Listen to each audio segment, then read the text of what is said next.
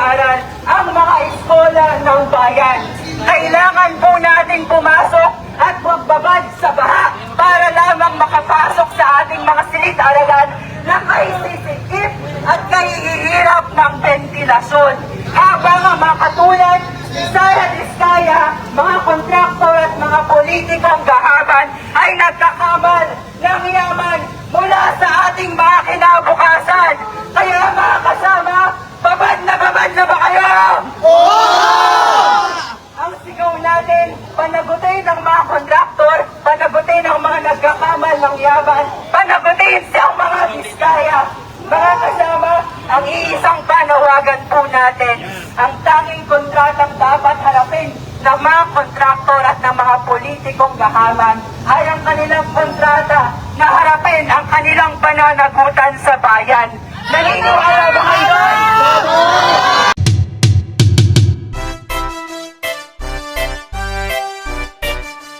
Kaya ang ating iisang panawagan, edukasyon, pugunan! Edukasyon, wakasan! Kadiring kurakot! Supuin panagutin! Supuin panagutin! Kadiring kurakot! Kadiring kurakot! Supuin panagutin! Supuin panagutin! Kadiring kurakot! Mga kasama, lakasan pa natin ang ating mga sigaw. Iparinig natin sa kanila ang ating galit na nararamdaman ngayon. Patagustungin natin ang matataas na gusali na meron.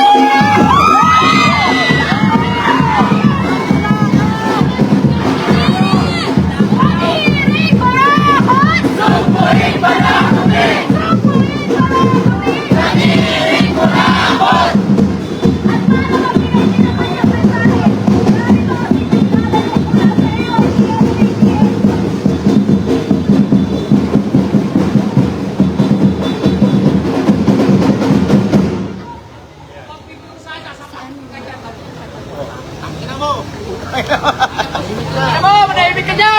Para magbigay ng mensahe, tawagin naman natin si kasamang Robert Alex Magora mula sa Makati Youth Advocates of Heritage Conservation Society. Akin na nyo mga ututo, lumabas kayo pan! Ay, neighbor! Wala ako, pisko-ligo ayaw! Salukuyan nandito tayo sa harap ng St. Gerard Construction Building at dumating nga ang Akbayan Youth at ang Akbayan Party at sila ay nagsasagawa ng isang kilos protesta at nagsimula sila kanina doon sa may harapan ng Iglesia ni Cristo sa F. Manalo at isa isang nagkakaroon ng pagkakataon ng mga leader na magbigay ng kanilang mensahe at kung bakit nila isinasagawa itong kanilang kilos protesta. Kaya naman, nandito tayo nagkikito, nagkakaisa para ipakita na ang ating pera ay dapat napupunta sa tama at hindi sa kung saan lamang at hindi sa mga luxury stars na binibili at ipinagtatamot ng mga Diskaya. Kaya naman, ang Bayan Party List, mga kurapang na yan ang dapat ginagawa ay ipinakukulong. Kaya naman, nandito tayo muli upang bigyan ng buhay ang mga binibigay ng mga bawat Pilipino. Kaya po sa mga taong nasa loob, inyo pong sanang maintindihan at ma-realize na ang inyong pera din ang ipinasasahal sa inyo ay galing din sa urat. Maraming salamat po. Pangit. Sa bawat mensahe binibigay dito sa labas, may sumasagot din sa loob, nagkakaroon ng sagutan. Sumasagot yung ilan nila sa mga SGC committee. Kaban ng bayan! Protektahan, bantayan! Protektahan, bantayan! Kaban ng bayan! Narito naman si kasamang Kate Cristo mula sa kabataan mismo.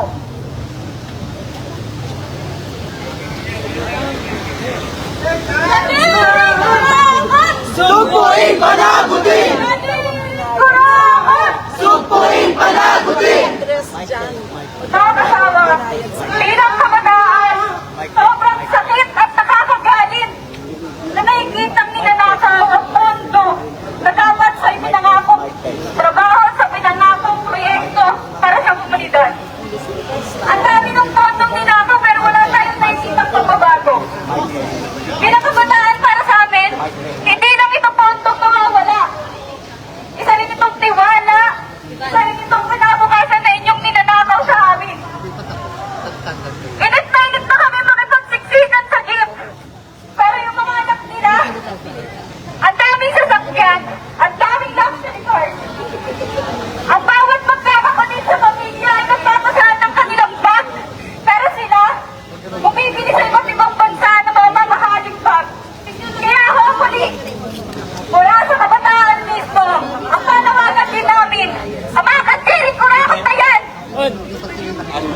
sumpuin at panagutin! Mga kadiri kayo! Eh! Madiri! Yak! Kadiri! Kurakot! Sumpuin panagutin! Sumpuin panagutin! Kadiri kurakot! Narito naman si kasama Justin Sofia Sakading mula sa Student Council Alliance of the Philippines para magbigay ng kanyang mensahe.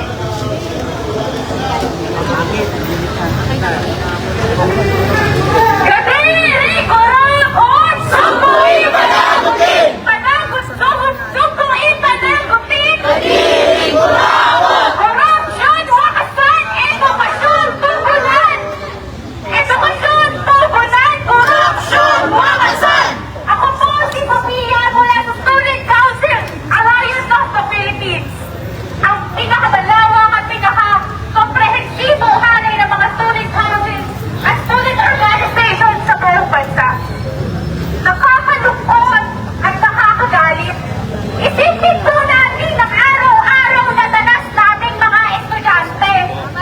Papasok kami sa eskwelahan, nakulangan silid-aralan, luma at sira-sira ang aming mga textbook. At minsan ay wala pa kaming maayos na upuan. Pero hindi ko natatapos ang hirap. Tuwing umuulan at may bagyo, uuwi kami pasang-pasa, kinikinaw, at minsan hindi na makakauwi dahil baha ang kalsada, lubog. Minsan pati ang mga paaralan namin nalulubog na rin sa baha. Kailan pa nakinormal ang ganito? Nakakalungkot dahil sa kabila ng lahat ng ito, para bang kami lang ang nagdadala ng bigat ng problema. Nakakagalit dahil matagal na itong suliranin. Paulit-ulit na lang at mas masakit para sa aming mga estudyante. Nalaman pa namin may mga pondo na dapat ay nakalaan para sa mga flood control projects pero hindi namin nararamdaman.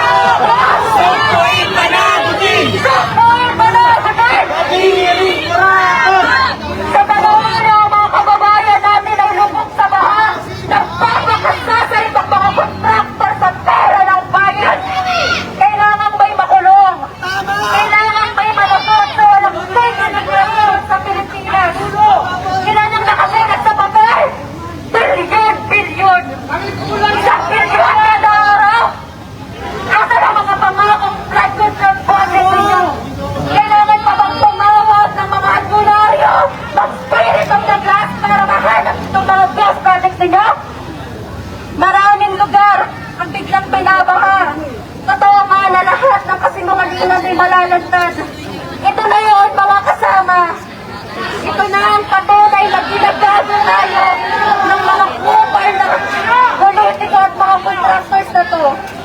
Danas ng normal na mamamayan ng tulad na ginaya ng mga tao nito. Tama na! Babad na ang tao hikayat sa mga pag-abutin ang mga magnanakaw. Babad ang bayan! Magnanakaw! Magnanakaw! Magnanakaw! Kadiri kayo mga diskaya! Magnanakaw! Magnanakaw! Magnanakaw! Mga kasama na kasama pa! Magnanakaw! Magnanakaw! Magnanakaw! Magnanakaw! Para magbigay naman yung mensahe! Narito ang bayan po ni Presidente si Rafael David!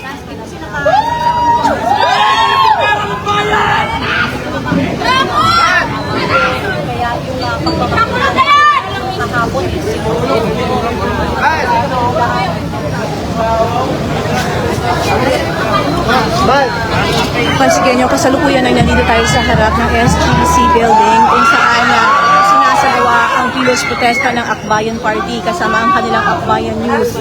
Alas 8 pa lamang ng umaga, nagtipo na sila doon sa may F. Manalor at nagtungo nga dito, nagmarcha. Dala-dala itong mga placard at mga itim na payong kung saan nakalagay na ang kanilang mga mensahe gaya ng kontra sa kurakot at kadiri ang korupsyon.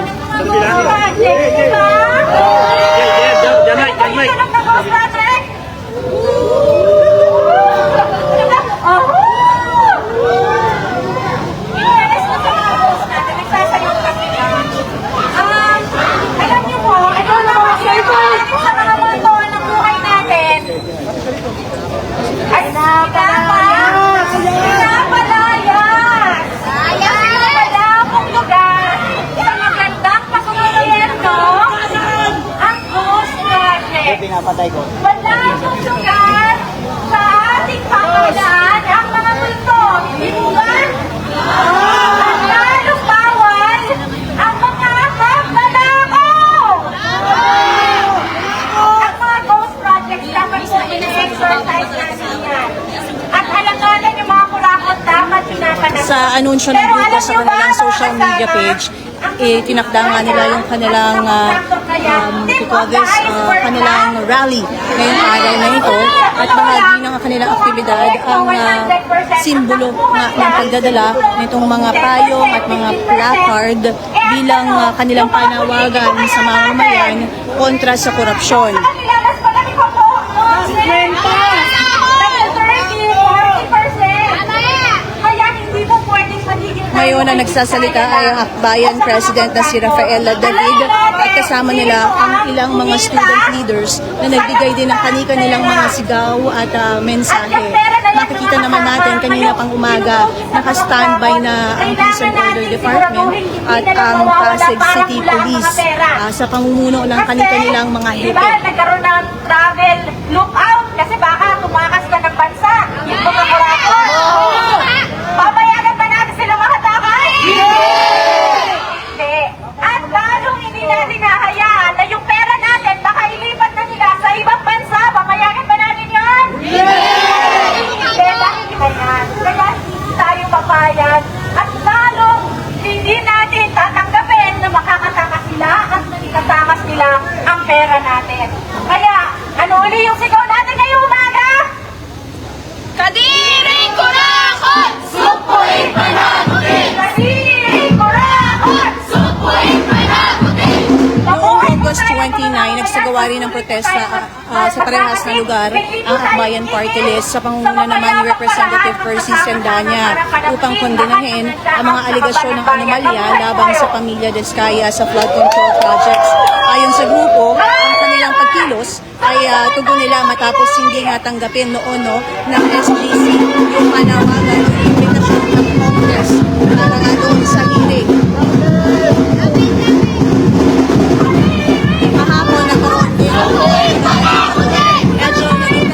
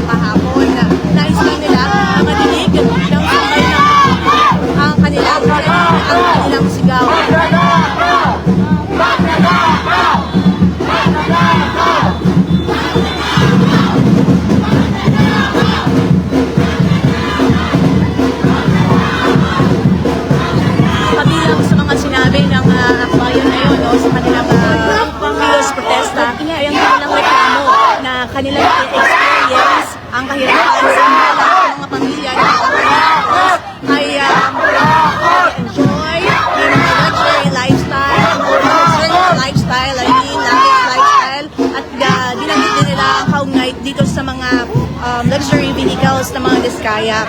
Nitong nakaraang mga araw ay nagbigay naman ng pahayag ang spokesperson ng SBC, si Cornelio Samaniego III, at ayon naman sa kanila, ito sa yung 28 vehicles na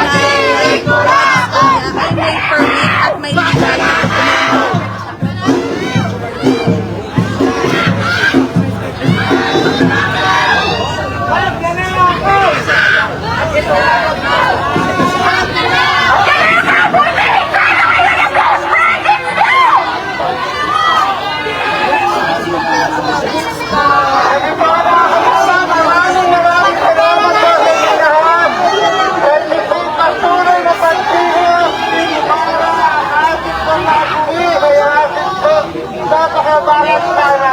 Kaya, pangalan ng akbayan, pangalan ng akbayan yun, pangalan ng Susunod Kabilayan of the Philippines, pangalan ng yun, naging kumakot o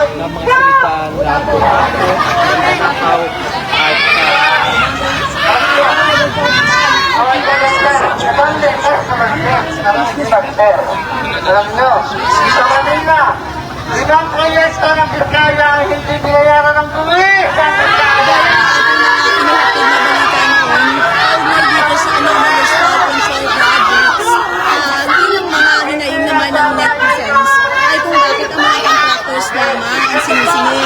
Samantalang hindi naman magiging malusog, hindi magiging matagumpay itong anomalya sa flood control projects kung hindi kasabuan ang mga ahensya ng gobyerno at ang mga politiko. Ngunit sigaw nitong mga rallyista dito, yung mga nagpo-protesta na bahagi ang SBC at ang Biskaya na nakakadili umanong corruption.